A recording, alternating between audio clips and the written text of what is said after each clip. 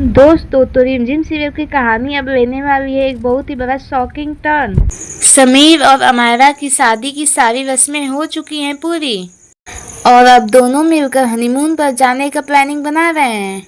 लेकिन अमायरा के मन में कुछ और ही चल रहा है। अमायरा ऐसा चाहती है कि जो समीर है वो उसके साथ कुछ टाइम के लिए दूर चला जाए और वहीं रिमझिम समीर के जीवन से पूरी तरह से बाहर हो जाए। और उसके साथ ही जो रिमझिम होती है वो अपने प्लान के मुताबिक सब कुछ ऑब्जर्व कर रही होती है। उसके बाद कहानी में आएगा एक बहुत ही बड़ा ट्विस्ट। समीर और अमायरा के डॉक्यूमेंट्स और टिकट्स अचानक से गायब हो जाते हैं और उसके बाद अमायरा सीधा ही इल्जाम लगा देती है रिमझिम पर। और अमायरा रिमझिम से कहती है कि ये सब तुमने ही किया है, तुम बिल्कुल भी नहीं चाहती कि मैं और समीर एक साथ कहीं टाइम स्पेंड करने जाएं। ये सब देखकर सुगंधा मौसी का गुस्सा फूट पड़ता है और उसके बाद वो सबके सामने अमायरा की सच्चाई बताने की कोशिश करती हैं। वो कहती हैं कि समीर और अमायरा की शादी झूठी शादी है, क्योंकि जब समीर की शादी हो रही होती है तो जो अमायरा है वो दुल्हन बनकर नहीं बैठी होती है।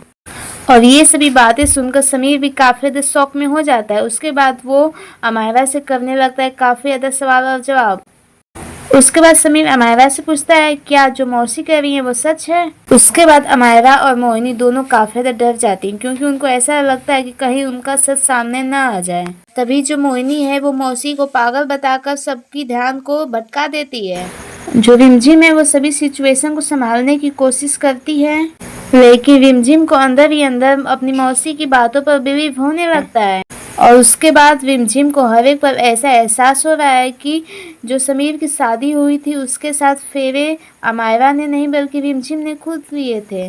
अब सबसे बड़ा सवाल तो ये है कि क्या अमायरा और मोहिनी की सच्चाई सबके सामने आएगी और उसके बाद क्या समीर को पता चलेगा उनके सच्चाई का राज।